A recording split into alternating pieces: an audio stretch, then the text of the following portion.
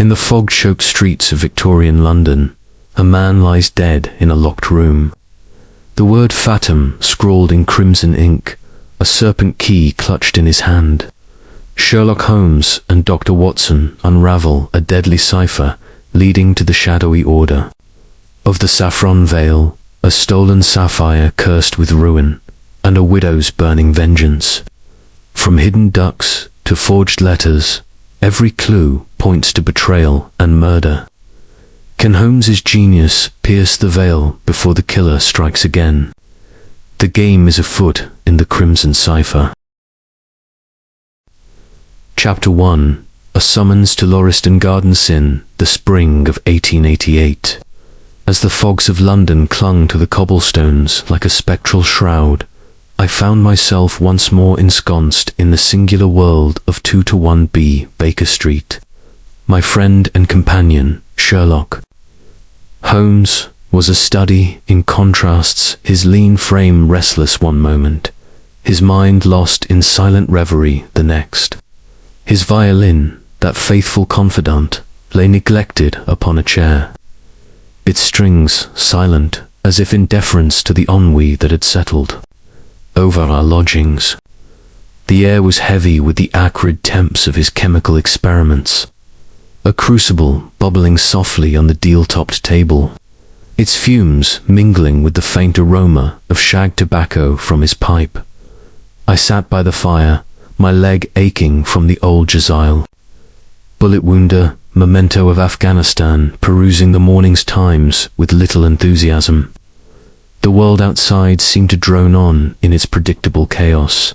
A burglary in Mayfair, a diplomatic spat in Whitehall, a tragic drowning in the Thames.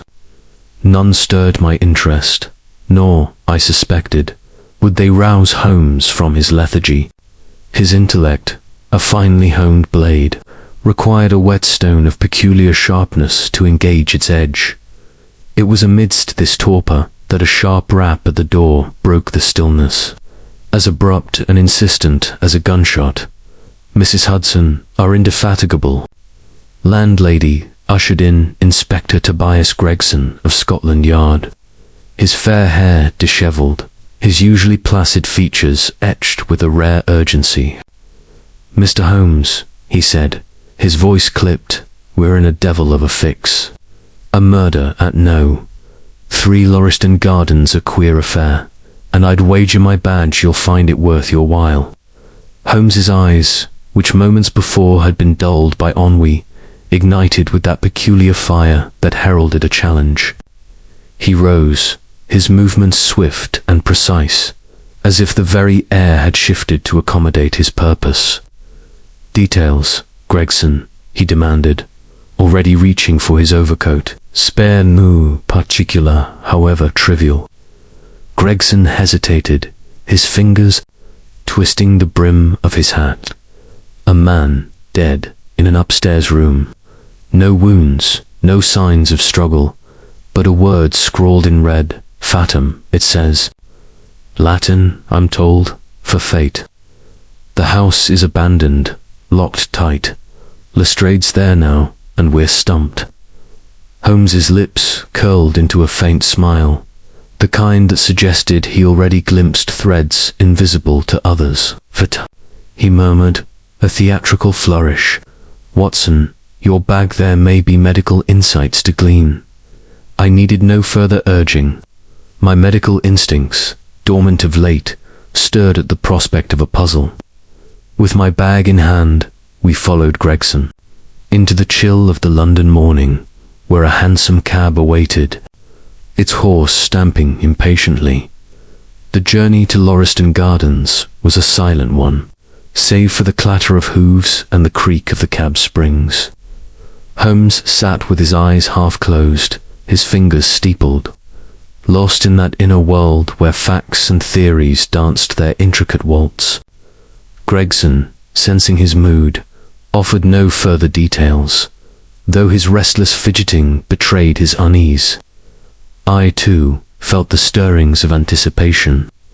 A locked room, a cryptic word, a death without apparent cause, these were the elements that drew Holmes like a moth to a flame, and I, his chronicler, could not resist the pull of his orbit. Lauriston Gardens lay in a neglected corner of South London, where once grand houses now stood in decay, their facades crumbling under the weight of time and indifference. No, 3 was a gaunt relic, its windows dark, its brickwork choked with ivy that clung like a parasite. A small crowd street urchins, a curious milkman, a dour constable huddled at the gate, their whispers hushed as we approached. The constable saluted Gregson and led us through a creaking door into a hall thick with dust and the musty scent of abandonment. We ascended a rickety staircase, its boards groaning underfoot, to a barren upstairs room. The scene was stark, illuminated by the grey light filtering through a cracked window. A man lay sprawled on the floor, mid-40s, clad in a fine but rumpled suit of charcoal grey. His face was frozen in a rictus of surprise, his eyes wide and unnaturally dilated. No blood stained the floorboards, no marks marred his flesh. Yet death's presence was as palpable as the chill in the air. Beside the body, scrawled in crimson ink on the warped wood, was the word Fatum. The letters were bold, deliberate, their edges sharp as if drawn with a steady hand. Holmes crouched beside it, his magnifying lens glinting like a third eye. "Not blood," he murmured, scraping a sample with a penknife and sniffing it delicately. "Red ink, freshly applied, with a trace of gum arabic. Our killer has a taste for the dramatic, Watson, and a steady hand." Inspector Lestrade, who had joined us, snorted. "Dramatic or not, it's a dead end." The room was locked door, bolted windows latched. No footprints in the dust, no signs of a scuffle. It's as if the devil himself did it. Holmes's eyes flicked to Lestrade, a spark of amusement in their depths. "The devil, Lestrade, is a poor substitute for observation. Observe the man's hand." He gently pried open the corpse's clenched fist, revealing a brass key, its bow intricately etched with the form of a coiled serpent. "This," he said, holding it to the light, "is no ordinary key. Its craftsmanship suggests antiquity, a vault, perhaps, or a society's token." I leaned closer, noting the victim's pallor, a sickly grey that spoke of sudden death. "Poison, Holmes," I ventured, my medical training asserting itself. The pallor, the lack of wounds, perhaps cyanide. Holmes shook his head, his gaze fixed on the dead man's eyes. The pupils, Watson dilated, not constricted as with cyanide. Asphyxiation, perhaps, but how in a sealed room? The odour, you noted faint, like bitter almonds, suggests prussic acid, but its delivery eludes me. He rose, pacing the room with the precision of a hound on the scent. His lens swept over the floor, the walls, the windows, pausing at a faint scratch on the sill, too precise to be accidental. "A clue," he said, "but not the answer. The lock on the door intact, unforced, the windows slashed from within. Yet death entered this room, and we shall find its path." Gregson, impatient, pressed for answers. "Who is he, then? And why?" Fatum Holmes turned, his expression unreadable. "The man is Edward Langston, a solicitor, if my memory of recent legal notices serves. As for Fatum, it is a message, perhaps a warning. We must know more of Langston's life to unravel its meaning." A constable entered, bearing a small evidence bag. "Found this in his pocket, sir," he said, handing it to Gregson. It was a scrap of paper, creased and yellowed, inscribed with the numbers 471219. Holmes seized it, his eyes narrowing. A cipher, he declared, his voice low with anticipation. A book code, likely page, line, word, but we lack the book, and thus the key to its meaning. Lestrade scoffed. A cipher, more likely a laundry list. Holmes ignored him, tucking the paper into his pocketbook. We shall see, Lestrade. Every cipher has its solution, and I intend to find it. We lingered in the room, Holmes's restless energy filling the space. He examined Langston's clothing, a fine suit, but the cuffs frayed, suggesting financial strain. A gold watch, stopped at 11:43 p.m., hinted at the time of death. A faint stain on the collar, barely visible, caught Holmes's eye. Ink, he said, but not the crimson of Fatum, black, smudged, as if from hurried writing. I ventured another theory. Could he have written the word himself, as a dying message? Holmes shook his head. The ink is too fresh, the hand too steady. Langston was dead before it was written. The killer left it as a misdirection. Gregson, growing restless, urged us to conclude. We've a crowd outside, and the press will be sniffing about soon. What's your take, Mr. Holmes? Holmes paused, his gaze distant. Langston was no random victim. The key, the cipher, the word Fatum, they point to a purpose, a grudge perhaps, or a secret he carried to his grave. We must trace his associates, his habits, his enemies. We descended to the street, where the crowd had swelled, their murmurs a low hum against the fog. Holmes dispatched Gregson to summon Langston's clerk for questioning, while I noted the address of Mrs. Clara Langston, the widow, whose grief or lack thereof might shed light on the matter. As we climbed into the hansom, Holmes's silence was a palpable force, his mind already weaving the threads of the case into a pattern only he could see back at Baker Street. The fire had dwindled, but Holmes's energy burned bright.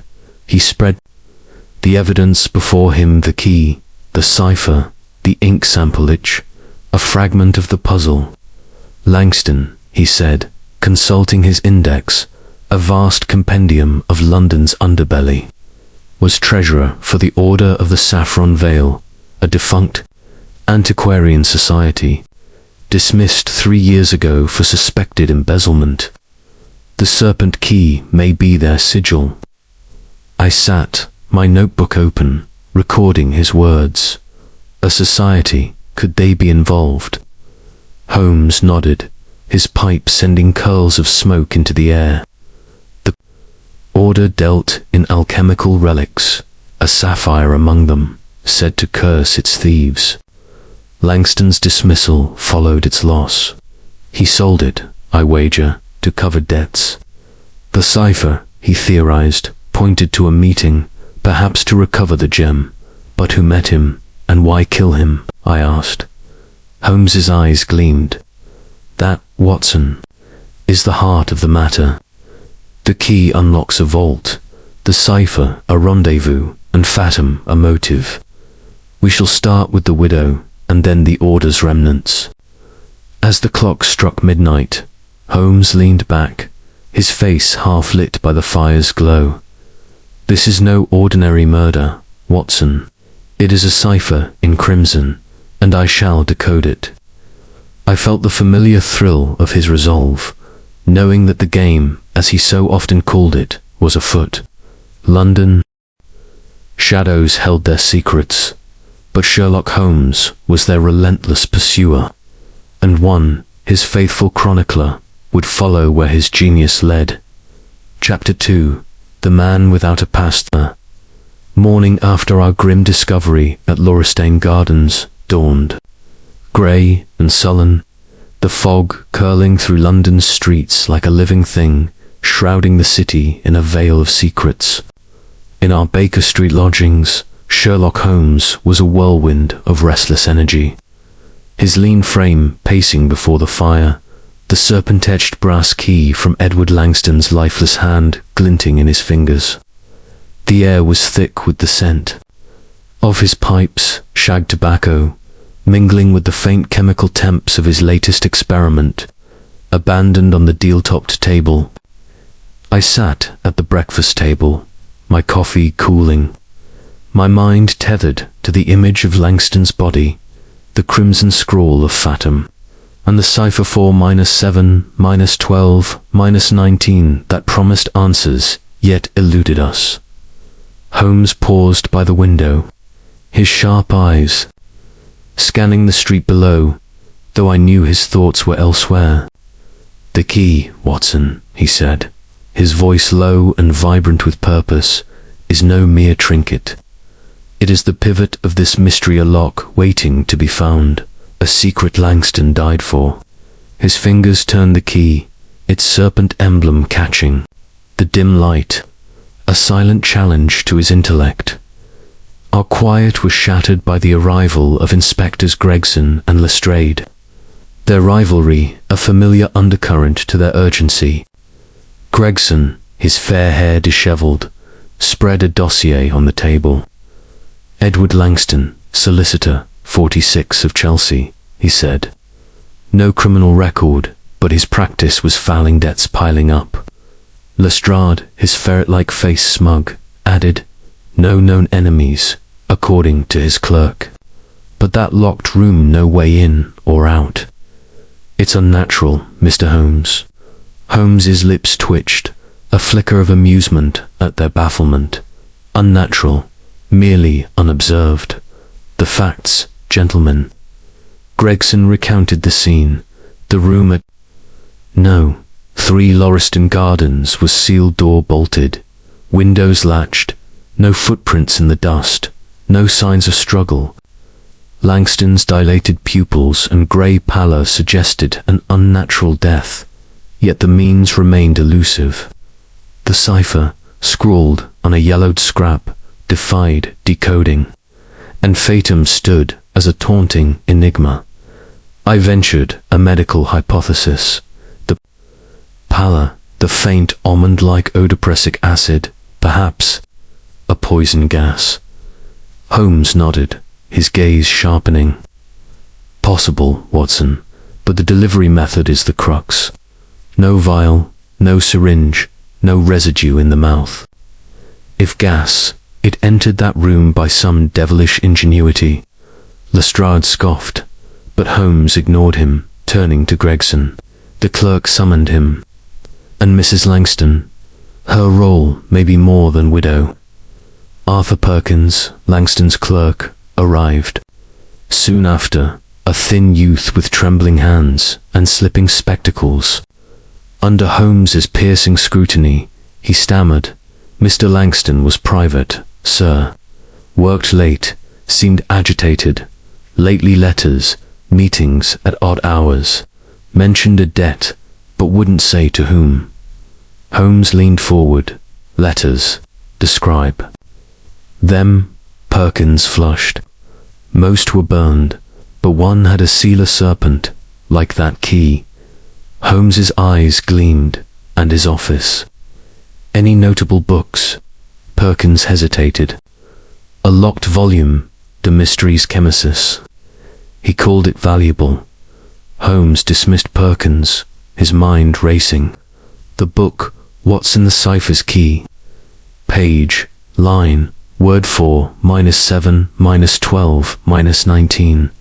We must see Langton's office." To Gregson, he added, "Arrange it, and bring Mrs. Langton." We set out for Lincoln's Inn, where Langton's officer, modest suite, smelled of ink and old leather. Holmes's lens swept the desk, revealing a hidden compartment with a worn copy of De Mysteries Chemicis. Flipping to page 4, line 7, word 12, he read, "Vault." Page 19, line 12, word 7, "Midnight." "A rendezvous," he murmured. Langton planned to open a vault at midnight. The office yielded more, a ledger showing dwindling funds, a letter fragment mentioning the order of the saffron veil and a receipt for a pawned sapphire. Holmes's index confirmed Langston's past as the order's treasurer, dismissed for embezzling a cursed sapphire. "The key unlocks their vault," he said. "The cipher sets the time. Fatum names the motive." We visited the morgue, where Langston's body lay, its grey pallor stark. I noted faint neck bruising, but Holmes dismissed it as post-mortem. The gas theory holds prussic acid, with that almond trace. But how was it delivered? Back at Baker Street, Holmes spread the evidence key, cipher, ink, book. Langston was no ordinary solicitor, he said. The order's secrets killed him. The key unlocks a vault, the cipher a meeting, Fatum a judgment. We start with the widow. As the fire crackled, Holmes's eyes burned with resolve. A crimson cipher, Watson and I shall unravel it. I felt the thrill of his genius, knowing the game was afoot. Chapter 3. The widow's shadow, the fog that cloaked. London, on that third morning of our investigation into Edward Langston's death, seemed a fitting mirror to the mystery itself, dense, elusive, and ever-shifting. At 221B Baker Street, Sherlock. Holmes sat cross-legged upon the hearthrug, the serpent-etched key glinting in his hand, his pipe sending tendrils of smoke curling toward the ceiling. The revelations of the previous day, the cipher decoded to vault, opens midnight, the ledger hinting at Langston's financial ruin, and the order of the saffron veil's lost sapphire had only sharpened his resolve. I, Dr. John Watson, sat at my desk, my notebook open, struggling to capture the whirlwind of his deductions, each one a thread in the intricate tapestry of the case. Holmes's eyes, sharp as a hawk's, fixed on the key. "The order of the saffron veil, Watson," he said, his voice low and vibrant, "is no mere antiquarian society. Its members cloaked their pursuits in alchemical mysticism, but their true currency was power and secrets. Langston's theft of their sapphire was no petty crime. It was a betrayal that invited retribution." He paused, his gaze distant. "Mrs. Clara Langston, the widow, holds the next piece of this puzzle. Her composure, her reticence they conceal. More than grief. Our breakfast was interrupted by a telegram from Inspector Gregson, confirming an appointment with Mrs. Langston at her Chelsea residence." Holmes rose, his movements swift and purposeful, as if the very air vibrated with the promise of discovery. "Come, Watson," he said, donning his overcoat. "We shall see what shadows the widow casts." The hansom cab rattled through streets, still shrouded in mist, the gas lamps casting feeble halos that did little to pierce the gloom. Chelsea, with its elegant terraces and quiet squares, seemed a world apart from the decay of Laureston Gardens. Yet I sensed the same undercurrent of secrets. Lurking beneath its polished facade, Mrs. Langston's home was a handsome Georgian house, its windows draped in heavy velvet, its brass knocker gleaming with meticulous care. A maid, pale and silent, ushered us into a drawing-room where the air was thick with the scent of beeswax and a faint, unsettling trace of bitter almonds. Mrs. Clara Langston received us with a grace that bordered on theatrical. She was a woman of striking beauty, her dark hair swept into an elegant chignon, her eyes large and luminous, yet shadowed by a guarded intensity. Her morning dress, black silk with a subtle sheen, seemed less a mark of grief than a costume chosen for effect. "Mr. Holmes, Dr. Watson," she said, her voice low and measured, "I trust you bring news of my husband's murderer." Holmes's gaze was unrelenting, his eyes noting every detail, the slight tremor in her hand. The way her fingers clutched a laced handkerchief, the faint flush beneath her pale cheeks. "News, madam, is premature," he replied, his tone deceptively mild. "But questions abound. Tell me, what was your husband's state of mind these past weeks?" Mrs. Langston's composure faltered, a flicker of unease crossing her face. "Edward was preoccupied," she said. "His practice struggled, and he spoke often of debts. But he shared little with me. He was a private man." Her words were careful, rehearsed, and Holmes's slight smile suggested he heard the omissions as clearly as the spoken, and the serpent key found in his hand. Holmes pressed, producing the brass object and holding it before her. A trinket, perhaps, from his collection? Her eyes widened briefly, and her fingers tightened on the handkerchief. Yes, a trinket," she stammered. "He collected such oddities, relics of his antiquarian interests." The lie was subtle, but to Holmes's trained ear, it was as loud as a shout. I noted the chemical scent again, that faint almond-like trace, and leaned toward Holmes to whisper, "Prussic acid, perhaps." He gave a barely perceptible nod, his attention fixed on Mrs. Langston, and the word fatum, scrawled in red ink at the scene. "Does it hold meaning for you?" he asked. She shook her head, her lips pressing into a thin line. "None. Edward never spoke of such things." Holmes rose, pacing the room with the slow deliberation of a predator circling its prey. His lens swept over a mahogany writing desk, where a letter opener bore a serpent motif matching the key. "Curious," he murmured, "that your husband's trinkets find echoes in your household." Mrs. Langston's flush deepened, but she said nothing as we took our leave. I noticed a small portrait on the mantel, a young man, strikingly similar to Mrs. Langston, his features marked by a melancholic intensity. "Your brother," I ventured. Her eyes darted to the portrait, and for a moment her guard slipped. "Yes," she said softly. "Charles. He passed some years ago." The bitterness in her voice was unmistakable, and Holmes's glance told me he had marked it to dot. Back at Baker Street, Holmes lit his pipe, the smoke curling like a cipher of its own. "Mrs. Langston is no mere widow, Watson," he said. "The almond-scent prussic acid, as you noted, links her to the murder. The serpent motif ties her to the order.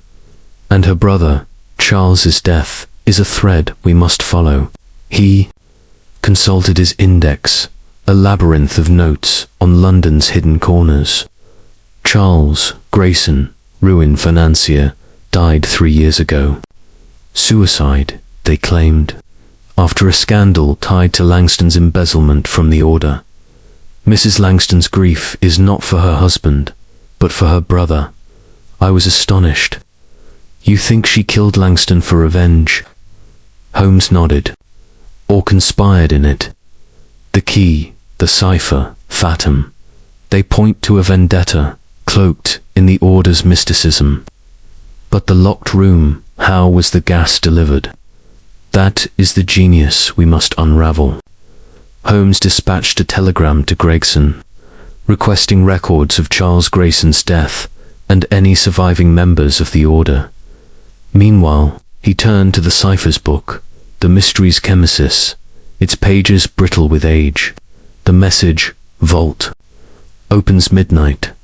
Suggests Langston planned a meeting, perhaps to retrieve or sell the sapphire again, he said, but someone ensured he never reached it. We set out for the British Museum, where Holmes sought an expert on alchemical societies, a Dr. Evelyn Hart, a bespectacled woman with a sharp mind and a guarded demeanor. She confirmed the order's obsession with a sapphire, the Eye of Hermes, said to curse those who stole it. Langston was dismissed after its loss, she said. The Order never recovered it, and their influence waned. When shown the serpent key, her eyes narrowed. Their vault is rumored to be beneath a Cheapside chapel, sealed since the scandal. Holmes's interest quickened. And the members, who remains? Dr. Hart hesitated. Few are known. Victor Crane, an antiquarian, was prominent. He quarrelled with Langston over funds. Holmes thanked her, his mind already racing to the next clue. That evening, we visited the Cheapside Chapel, a crumbling relic overshadowed by modern buildings. The serpent key fit a rusted lock in the crypt, revealing a vault empty save for a single documented list of Order members, with Langston's name struck through in red ink. A death sentence, Holmes said, his voice grim. Crane's hand, perhaps, or another's. Back at Baker Street, Holmes pieced together the threads. Mrs. Langston's brother was ruined by Langston's theft, he said.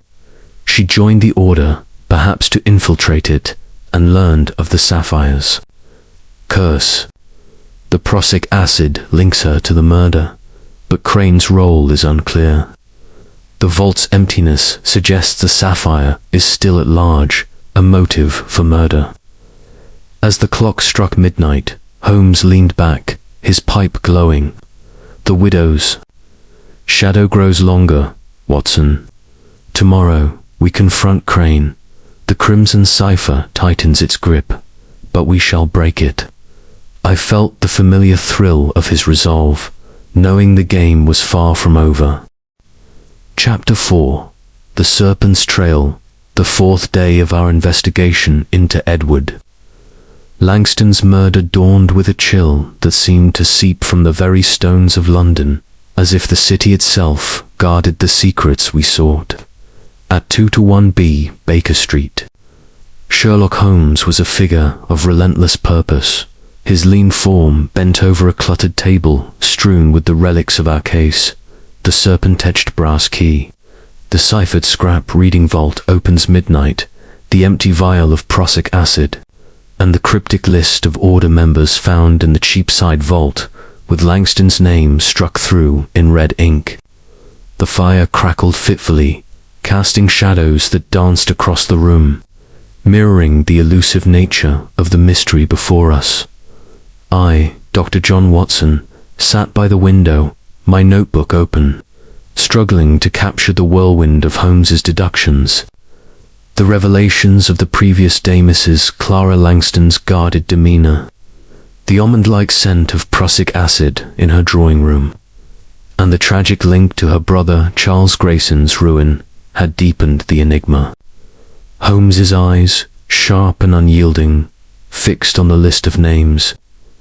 Victor Crane, he said, his voice low and vibrant, is our next thread. An antiquarian, a member of the Order of the Saffron Veil, and a man with a grudge against Langston. The red ink on that list suggests his hand, or one guided by it. Holmes's pipe sent curls of smoke into the air, each tendril a silent cipher of his thoughts. The Order, he continued, is a shadow cast by greed and vengeance. Theft of their sapphire, the Eye of Hermes, was no mere larceny. It was a fracture in their clandestine world. Crane's quarrel with him, noted by Dr. Hart, points to a motive. But the method, the gas, the locked room requires a mind both cunning and precise. Our breakfast was interrupted by a sharp rap at the door. Mrs. Hudson ushered in a boy, one of Holmes's irregulars, his cap askew and his breath short from running. "Mr. Holmes," he panted, "Wiggins says Crane's at his shop in Cheapside, but he's packing up, looks like he's..." Holmes's eyes gleamed. "Well done, Billy. Watson, your revolver. We must catch Crane before he slips our net." We hailed a hansom, the clatter of hooves echoing through the fog-laden streets as we sped toward Cheapside. The district was a labyrinth of narrow lanes, where ancient shops nestled among modern warehouses, their signs faded by time and neglect. Crane's antiquarian shop was a relic itself, its windows dusty, its sign proclaiming rare books and curios in peeling gold letters.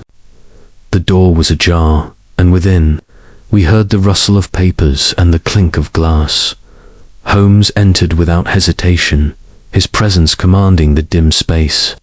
Victor Crane, a gaunt man with hollow cheeks and eyes like burning coals, froze behind a cluttered counter, a half-packed crate at his feet, his hands stained with ink-red ink. I noted with a start trembled as he met Holmes's gaze. "Mr. Holmes," he said, his voice thin but defiant, "to what do I owe this intrusion?" Holmes's smile was cold. "A matter of murder, Mr. Crane. Edward Langston, found dead at Lauriston Gardens, with a key bearing your order's serpent emblem and a word fatum, written in ink that matches the stain on your cuff." He gestured to Crane's sleeve, where a faint red smudge betrayed his carelessness. Crane's face paled, but he rallied. "Ink is my trade, sir. I write letters, catalogue relics. As for Langston, we quarrelled. Yes, over funds he stole from the order, but murder, preposterous." Holmes stepped closer, his lens sweeping the counter, where a ledger lay open, its pages marked with cryptic entries: Serpent's Hoard, payment to E.L., midnight delivery. "Your ledger tells a different tale," Holmes said, his voice cutting like a blade. "Langston extorted you, threatening to expose the order's secrets. The sapphire's theft was your ruin, was it not?" Crane's eyes darted to the crate, where a glint of metal caught my small brass box, its lid engraved with a serpent. Holmes seized it, springing the lock to reveal a bundle of letters, each sealed with the same serpent motif. "Correspondence with Langston," he said, scanning one. "You paid him to keep silent, but his demands grew. A dangerous game, Mr. Crane." Crane's defiance crumbled. He stole the eye of Hermes. He spat, sold it to a Prussian dealer, leaving the order in disarray. "I paid to protect our name, but I didn't kill him." His voice broke, and I saw fear in his eyes, not guilt. Holmes's gaze softened, but only slightly, then explained the ink, the vault, the cipher vault, opens midnight. "You planned to meet him, did you not?" Crane sank into a chair, his hands covering his face. "I went to Lauriston Gardens," he admitted, "to confront him, to demand the sapphire's return. But he was already dead, the room locked. I wrote fatum, a warning to others in the order. I panicked." "Mr. Holmes?" Holmes's eyes narrowed, and the gas, prussic acid, delivered in a locked room. Crane shook his head, bewildered. "I know nothing of gas, I swear it." Holmes's silence was more damning than any accusation. He turned to me. "Watson, search the shop. There may be more." I rifled through shelves of dusty tomes and artifacts, my heart pounding with the thrill of the hunt. In a locked drawer, I found a vial, its label reading hydrocyanic acid danger. The faint almond scent confirmed my suspicions. "Holmes?" I called, holding it up. Crane's eyes widened in horror. "That's not mine," he protested. "I study alchemy, not poisons." Holmes examined the vial, his expression unreadable. "Planted, perhaps," he murmured, "or carelessly left. The plot thickens, Watson." He pocketed the vial and turned to Crane. "You will accompany us to Scotland Yard. Your innocence is not yet proven." We escorted Crane to a waiting police van, Gregson's men taking charge with grim efficiency. Back at Baker Street, Holmes spread the new evidence before him. The letters, the vial, the ledger. Crane is a pawn, he said, but a knowing one. His payments to Langston suggest blackmail. His panic at the scene, the act of fatum. But the gasset's delivery requires a mind more subtle than his. I pondered Mrs. Langston's role. The widow's drawing room smelled of prussic acid, I said. Could she have orchestrated it? Holmes nodded. Her brother's ruin, her husband's betrayal, she has motive. But the locked room, how did she, or another, deliver death? Holmes consulted his index, unearthing a reference to a Cheapside chemist, Dr. Silas Mortimer, known for supplying rare compounds to antiquarians. Mortimer may have provided the gas, Holmes said. We shall visit him tomorrow, and the letters note the handwriting. It matches the cipher's scrap, but not Crane's hand. Another player lurks in the shadows. As the clock struck midnight, Holmes leaned back, his pipe glowing like a beacon. The serpent's trail winds deeper. Watson, Crane, Mrs. Langston, Mortimer Etch is a thread in this crimson cipher. Tomorrow we unravel more. I felt the familiar thrill of his resolve, knowing the game was far from over. Chapter 5. The Locked Room Riddle. Fifth day of our investigation into the murder of Edward Langston dawned with a sharpness in the air, as if London itself sensed the tightening coil of the mystery we pursued. At 221B Baker Street, Sherlock Holmes sat at his chemical table. The serpent-etched key, the vial of prussic acid, and the cryptic letters from Victor Crane's shop spread before him like pieces of a shattered mosaic. The fire cast, flickering, shadows across his angular features, illuminating the fierce intensity of his eyes as he pondered the locked room at Laureston Gardens, a puzzle that defied even his formidable intellect. I, Dr. John Watson, sat by the hearth, my notebook filled with the tangled threads of the case. The cipher decoding to vault opens midnight. Mrs. Clara Langston's guarded demeanor, her brother's tragic ruin, and Crane's panicked admission of writing fatum in red ink. Holmes's pipe lay unlit, a rare sign of his absorption.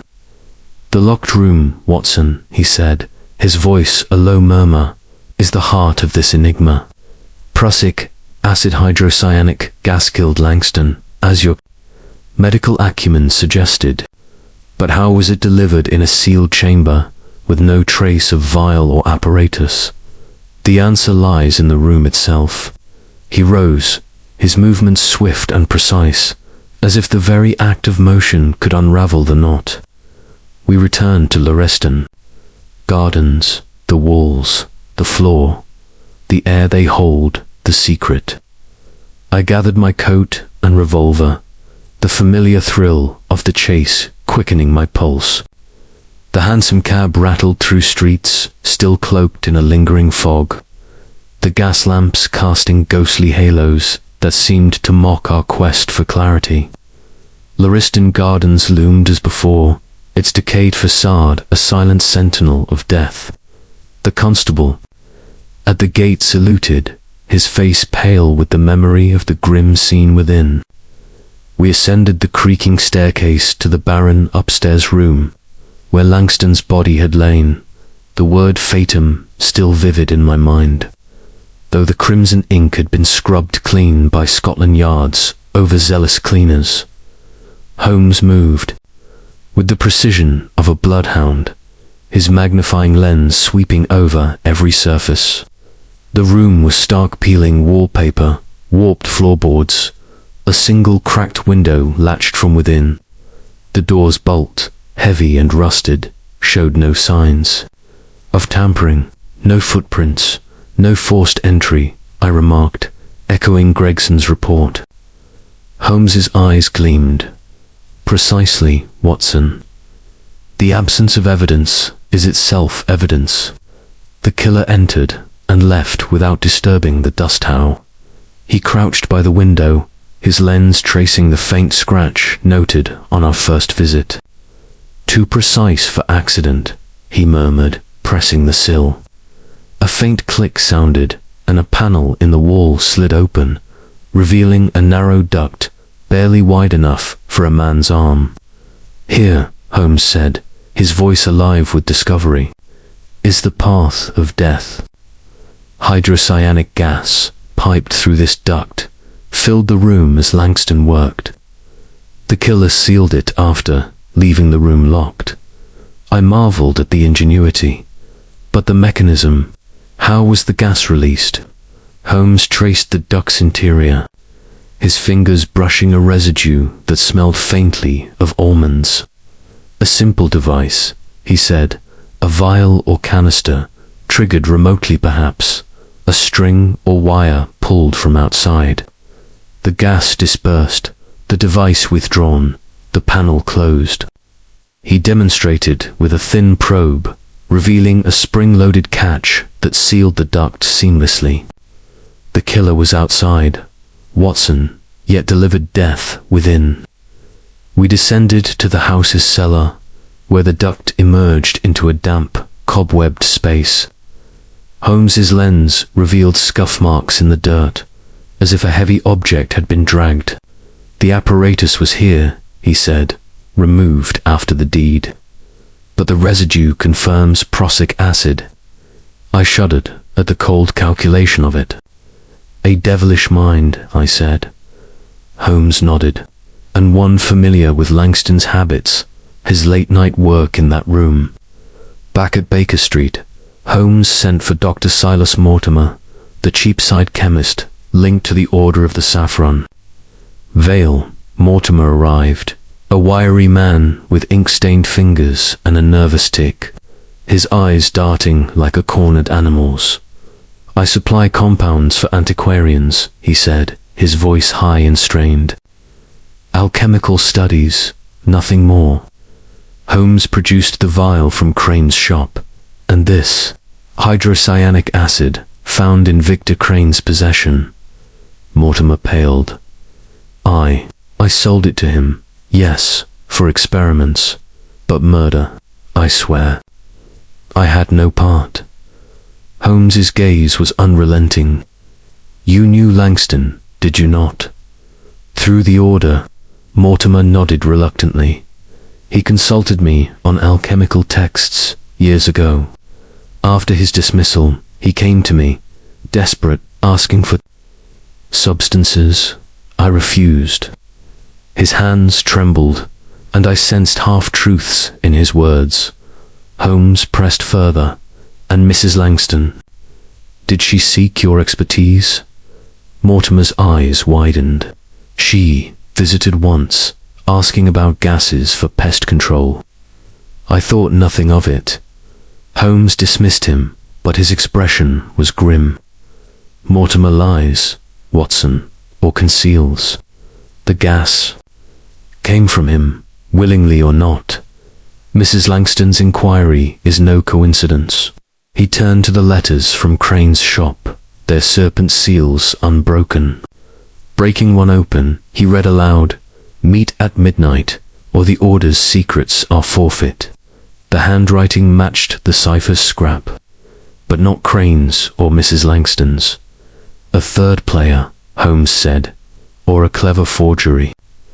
We visited Scotland Yard, where Gregson confirmed the chemist's analysis. Langston's lungs held traces of hydrocyanic gas, consistent with death by asphyxiation. The bruising on his neck, I noted, was post-mortem, likely from the body's fall. Holmes nodded. The gas was swift, silent. Langston never knew his fate until it was upon him. Back at our lodgings, Holmes spread the evidence anew. "The duct explains the method," he said, "but the motive remains clouded. Mrs. Langston's vengeance for her brother, Crane's fear of exposure, Mortimer's complicity, all are threads, but who wove them?" He consulted his index, unearthing a reference to a former order member, Miss Evelyn Hart, the museum scholar we'd met. Her knowledge of the sapphire's curse was too precise, he said. We must question her again. We called on Miss Hart at the British Museum, where she received us in a cluttered office, her spectacles glinting with wary intelligence. The Eye of Hermes, she said, was the Order's heart. Langston's theft fractured them. Crane blamed him, but others, Mrs. Langston, perhaps sought retribution. When shown the letter's handwriting, she paled. It resembles Charles Grayson's, she said, but he's dead. A forgery, surely. Holmes's eyes narrowed. Or a ghost from the past. Miss Hart, what do you know of the Order's rituals? She hesitated. They held meetings in the Cheapside crypt, sealing oaths with the serpent key. But after the sapphire's loss, they disbanded, or so I thought. Her unease was palpable, and Holmes marked it. As we returned to Baker Street, the fog thickened, mirroring the case's complexity. Holmes lit his pipe, his voice low. The locked room is solved, Watson, but the cipher grows deeper. Mrs. Langston, Crane, Mortimer, Hart each plays a part, but the hand that wrote that letter holds the key. Tomorrow we tighten the net. I felt the thrill of his resolve, knowing the crimson cipher was far from unraveled. Chapter 6. The Order's Secrets, the 6th day of our pursuit of Edward. Langston's murderer found London wrapped in a shroud of mist, so dense that the gas lamps seemed mere pinpricks of light, struggling against the encroaching gloom. At 2-1B Baker Street, Sherlock Holmes stood before the fire, his lean silhouette a study in restless energy, the serpent-etched key, the prussic acid vial, and the cryptic letters from Victor Crane's shop spread across the table like relics of a forgotten rite. The resolution of the locked room's secretor, concealed duct through which hydrocyanic gas had been piped, had only deepened the enigma, for the hand that orchestrated such a death remained elusive. I, Dr. John Watson, sat with my notebook, my mind grappling with the tangled threads. Mrs. Clara Langston's vengeful motive, Crane's panicked confession, Dr. Silas Mortimer's half-truths, and Miss Evelyn Hart's uneasy knowledge of the Order of the Saffron Veil. Holmes's eyes, sharp as steel, fixed on the letters, their serpent seals broken, their handwriting a haunting echo of the late Charles Grayson's. The Order, Watson, he said, his voice low and vibrant, is a labyrinth of secrets, its members bound by oaths and obsessions. The sapphire, the Eye of Hermes, was their talisman, but its theft by Langston fractured their unity. The letter's script, mimicking Grayson's, suggests a deeper conspiracy, a mind that uses the past to mask the present. He paused, his pipe unlit, a rare sign of his absorption. Tonight, we penetrate their inner sanctum, I started, my coffee cup clattering. The Order. But Miss Hart said they disbanded. Holmes's smile was grim. Disbanded, perhaps, but not dissolved. The vault's emptiness, the serpent key, the cipher all point to a remnant still active, meeting. In secret, Crane's fear, Mrs. Langston's guile, Mortimer's evasions, they converge on the Cheapside crypt. I shall infiltrate their gathering. The audacity of his plan sent a chill through me. Holmes, it's madness. They're dangerous murderers, perhaps. He waved a hand, dismissive. Danger is the crucible of truth, Watson. I have my methods. You will wait nearby, revolver at the ready. We leave at dusk. Holmes spent the day in preparation, transforming himself with the artistry of a stage actor. A hooded cloak, a false beard, and a stooped posture rendered him unrecognizable, a spectral figure fit for the Order's clandestine rites. He poured over de mysteries chemicis, noting passages on alchemical oaths and symbols, his mind a steel trap for every detail. The Order's rituals, he said, are theatrical, but their motives are human greed, vengeance, fear. The Sapphire's curse is their myth, but Langston's death is their reality. As twilight fell, we set out for Cheapside, the fog thicker now, cloaking our hansom in a veil of secrecy. The streets were hushed, save for the occasional clatter of a passing cab or the distant cry of a newsboy. Holmes's silence was a palpable force, his thoughts a labyrinth I could not navigate. We alighted a block from the chapel, its spire a shadow in the mist. "Wait in the alley," Holmes whispered, handing me a whistle. "3 blasts, if I'm in peril." I gripped my revolver, my heart pounding, and watched him vanish into the gloom. The alley was dank, its cobbles slick with moisture, the air heavy with the scent of coal and decay. I crouched behind a stack of crates, my senses strained for any sound. Minutes stretched into an eternity, each creak of the chapel's timbers setting my nerves on edge. At last, a faint glow flickered from the crypt's entrance, and muffled voices drifted through the fogglow, rhythmic like a chant. Holmes's. Absence gnawed at me, but I held my post, trusting his uncanny ability to navigate danger. Nearly 2 hours later, he emerged, his cloak damp, his eyes alight with triumph. "Quickly, Watson," he said, leading me to a nearby coffee house, its warmth a stark contrast to the chill outside. Over steaming mugs, he recounted his findings, his voice a low murmur to evade prying ears. "The Order lives," he said, a shadow of its former self, but fervent. I posed as a scholar seeking initiation, and they admitted me to their crypt. There, beneath the chapel, I saw Crane, pale and trembling, and a veiled woman, Mrs. Langston, her voice unmistakable. They spoke of the Sapphire's curse, of Langston's betrayal, and of a reckoning fulfilled. He paused, his eyes narrowing. Crane admitted to confronting Langston, but swore he found him dead. Mrs. Langston, however, spoke of justice for the fallen, her words laced with venom. I leaned forward, my voice hushed, for her brother, Charles. Holmes nodded. "Precisely. Her grief is a vendetta, and she wields the Order's rituals to mask it. But there's more, a third figure, cloaked, their face hidden. They spoke of the Sapphire's return, urging secrecy.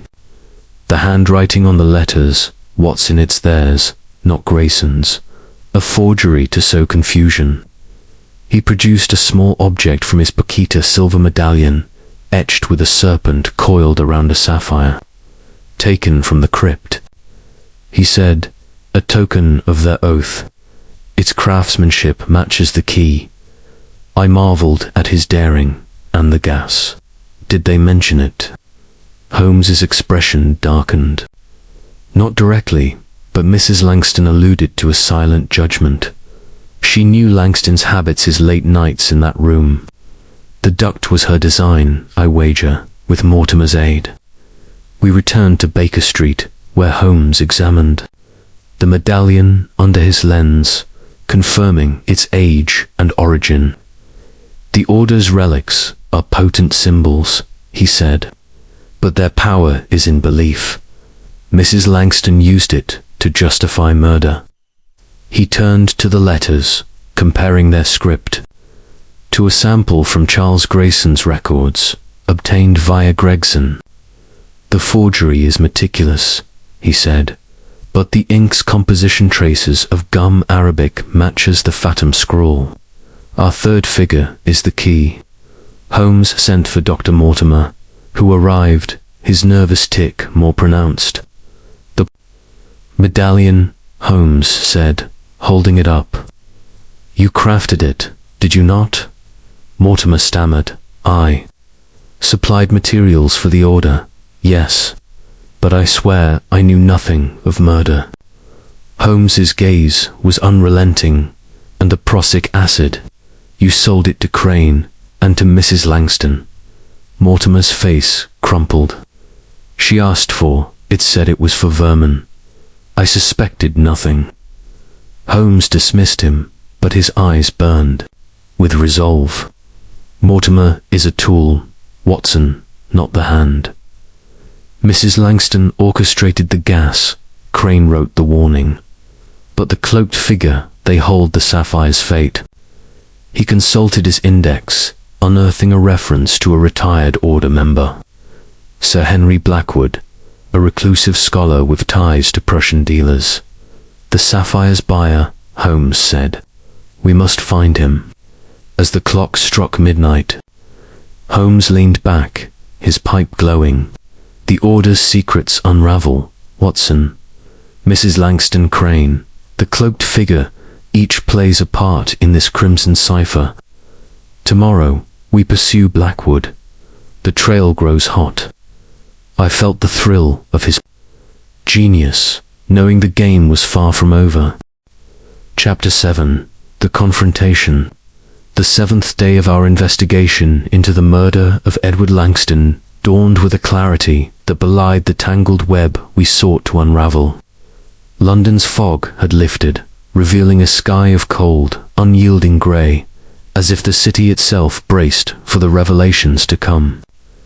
At 2-1B Baker Street, Sherlock Holmes stood before the fire, his lean frame taut with purpose, the relics of our case arrayed like evidence in a courtroom, the serpent-edged key, the prussic acid vial, the cryptic letters with their forged script, and the silver medallion from the Order of the Saffron Veil's crypt. The revelations of the previous night, Holmes's infiltration of the Order's clandestine meeting, Mrs. Clara Langston's vengeful allusions, Victor Crane's panicked confession, and the mysterious cloaked figure had brought us to the precipice of truth. Yet, as always, it was Holmes's mind that would forge the final link.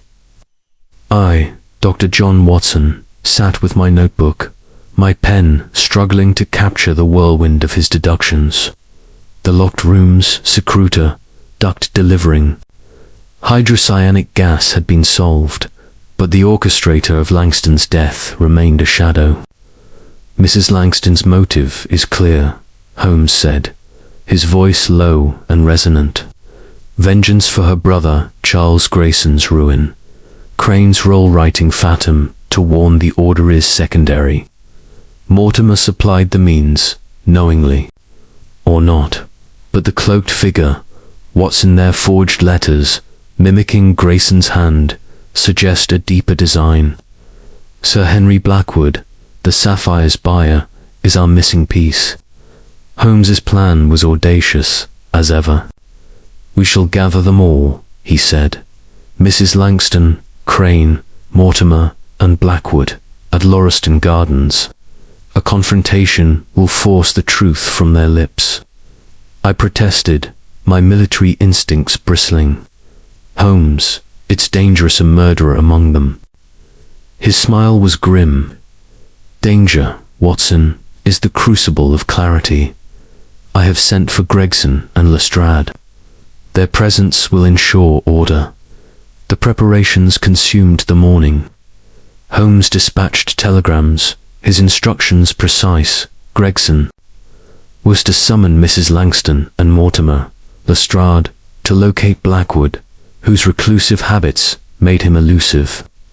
Meanwhile, Holmes pored over the forged letters, his lens tracing the ink's composition. Gum Arabic, identical to the fatum. Scrawl, he murmured. The forger is meticulous, but no hand is perfect. He compared the script to samples from the Order's records, obtained via Miss Evelyn Hart, and noted a subtle flourisher looped G, unique to Blackwood's known correspondence. He is our cloaked figure, Holmes said, orchestrating. From the shadows, we set out for Lauriston Gardens at dusk, the house looming like a spectre in the fading light. Its decayed facade, choked with ivy, seemed to guard its secrets with a malevolent will. Gregson and Lestrade awaited us, their rivalry subdued by the gravity of the moment. Mrs. Langston arrived, her morning dress a stark contrast to her defiant gaze. Crane followed, his gaunt face ashen, his hands trembling. Mortimer, nervous as ever, clutched a satchel, his eyes darting to the shadows. Sir Henry Blackwood was last, a tall, austere man with silver hair and a countenance carved from stone, his presence commanding yet cold. Holmes led us to the upstairs room, where Langston's body had lain, the memory of fatum vivid despite its erasure. The air was heavy with dust and anticipation, the cracked window casting jagged shadows. "Ladies and gentlemen," Holmes began, his voice cutting through the silence. "We stand where Edward Langston met his end, killed by hydrocyanic gas delivered through a hidden duct." He gestured to the wall, where the panel stood exposed, its spring-loaded catch gleaming faintly. Gasps rippled through the group. Mrs. Langston's sharp, Crane's choked, Mortimer's stifled. Holmes held up the serpent key. This unlocked the Order's vault, where Langston stole the Eye of Hermes, a sapphire said to curse its thieves. His betrayal ruined Charles Grayson, Mrs. Langston's brother, driving him to suicide. Her eyes blazed, but she remained silent. Holmes continued, "The cipher vault opens midnight. Set a meeting Langston never kept." Fatum, written in red ink, was a warning, penned by Mr. Crane. Crane started, his voice shrill. "I admitted it, Mr. Holmes. I found him dead and wrote it to protect the Order." Holmes's gaze was unrelenting. "Indeed, but you paid." "Langston's blackmail, fearing exposure of your own dealings." He turned to Mortimer.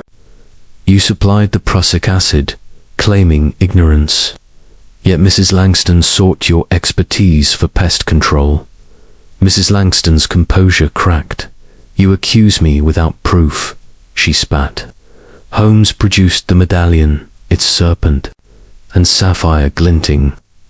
"This, from your crypt, ties you to the Order. Your brother's ruin drove you to vengeance. You knew Langston's habit of working late here, and you designed the duct's delivery." Her laugh was cold, bitter. "Prove it, Mr. Holmes." He held up a letter, its forged script a perfect mimicry of Grayson's. "This, penned by Sir Henry Blackwood, lured Langston to his death. The sapphire, sold to a Prussian dealer, enriched you, Sir Henry, but Langston's demands threatened your secrecy." Blackwood's face remained impassive, but his eyes betrayed a flicker of fear. Holmes paced, his voice rising. "Mrs. Langston, you conspired with Blackwood. You supplied the gas, he forged the letters, and Mortimer provided the means. Crane, unwitting, sealed your alibi with fatum. The duct, he opened the panel with a click, was your instrument, sealed after the deed." Mrs. Langston's face crumpled, her voice a hiss. "He deserved his fate." Blood was on his hands. Blackwood remained silent, but his clenched jaw spoke volumes. Gregson and Lestrade moved forward, their handcuffs ready. "You've no hard evidence," Blackwood said, his voice steady. Holmes smiled faintly. "The ink on your letters, Sir Henry, matches the vial's residue. Your looped G betrays you. The law will find the rest." Mrs. Langston wept, her defiance broken, while Crane and Mortimer stood mute, their complicity exposed. As the suspects were led away, Holmes turned to me, his eyes alight. "The cipher is broken, Watson. Vengeance, greed, and secrecy wove this crime, but observation unraveled it. We left Lauriston Gardens, the house's shadows seeming lighter, as if relieved of their burden. Chapter 8. The mind's triumph. The resolution of the Lauriston Gardens mystery left London's air clearer, as if the fog that had cloaked our investigation had lifted with the exposure of Edward Langton's murderers. Yet, as I sat by the fire, at 221B Baker Street on the 8th evening, the weight of the case lingered, its intricacies a testament to the dark currents of human nature. Sherlock Holmes, my friend and companion, reclined in his armchair, his pipe sending curls of smoke toward the ceiling, each tendril a silent echo of the crimson cipher we had unraveled, the relics of the case, the serpent-etched key, the prussic acid vial, the forged letters, and the Order of the Saffron Veils medallion lay on the table. Their menace diminished, but their story vivid in my mind. I, Dr. John Watson, opened my notebook, my pen poised to capture the final chapter of this grim affair. The confrontation at Lauriston Gardens had exposed the conspirators, Mrs. Clara Langston, driven by vengeance for her brother's ruin, Sir Henry Blackwood, the shadowy mastermind whose forged letters lured Langston to his doom, Victor Crane, the panicked antiquarian who scrawled Fathom to shield his order, and Dr. Silas Mortimer, the chemist whose prussic acid enabled the silent murder. The locked room's secreted duct delivering hydrocyanic gas had been Holmes's triumph, but the human motives behind it weighed heavily on my soldier's heart. Holmes's eyes, sharp and reflective, met mine. "You are troubled, Watson," he said, his voice low and resonant. "The case is solved, yet you ponder its shadows."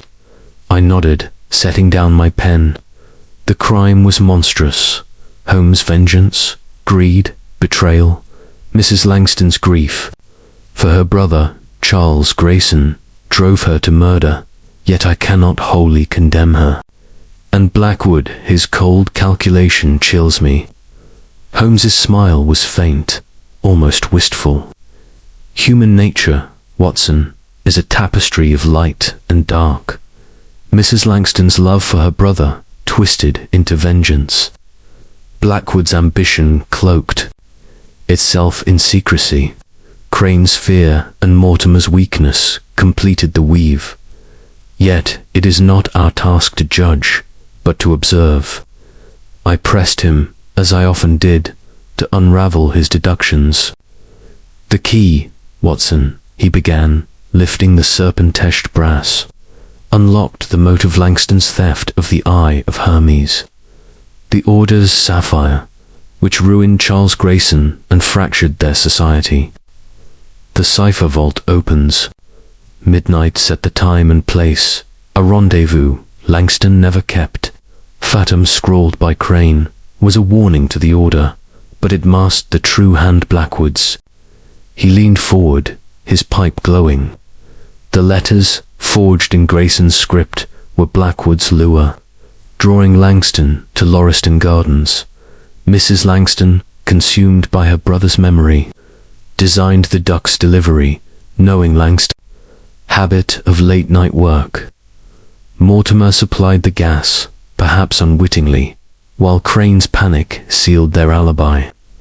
The ink Arabic, matching the vial's residue, tied Blackwood to the crime, his looped G a fatal signature. I marveled at the clarity of his mind. "But the duct, Holmes, how did you know?" He smiled, a rare warmth in his expression. "Observation, Watson, the scratch on the windowsill, the residue in the duct, the faint almond scent. You noted, these were the threads." The spring-loaded catch, triggered remotely, was a stroke of genius, but no mechanism escaped scrutiny. We had returned to Scotland Yard that morning, where Gregson and Lestrade, their rivalry softened by success, reported the suspects' fates. Mrs. Langston, broken by her confession, faced trial for murder, her venomous resolve giving way to despair. Blackwood, impassive to the end, denied nothing, his silence a tacit admission. Crane, complicit but not the mastermind, pleaded for leniency, while Mortimer's claims of ignorance were met with skepticism. The law will struggle, Holmes said, to prove such a subtle crime, but the evidence ink, letters, the vial will suffice. I asked about the sapphire, the eye of Hermes, still unrecovered. Holmes's eyes gleamed. Blackwood's Prussian buyer likely holds it, but that is a chase for another day. The order's power is broken, its secrets laid bare. He paused, his gaze distant. Yet the sapphire's curse, Watson, is no myth, it is the greed and vengeance it inspires. We sat in silence, the fire crackling, its warmth the counterpoint to the case's chill. I reflected on Mrs. Langston's tragedy, her love for her brother twisted into a fatal act. Could she have been spared, Holmes? I asked. He shook his head. Her path was chosen when she embraced the order's rituals. Justice, not mercy, is our province. Holmes rose, pacing the room, his mind already restless for the next challenge. The crimson cipher is solved, Watson, but London teems with enigmas. Each crime is a puzzle, each motive a shadow of the human heart. He picked up his violin, drawing the bow across its strings, a mournful note filling the air. "Write it, Watson," he said, "and let the world see the mind's triumph over chaos." I took up my pen, the weight of the case settling into words. Holmes's genius had illuminated the darkest corners, yet I knew his restless spirit would soon seek another cipher, another shadow to chase. As the clock struck midnight, Baker Street was quiet, but the game, I knew, was never truly over. The end.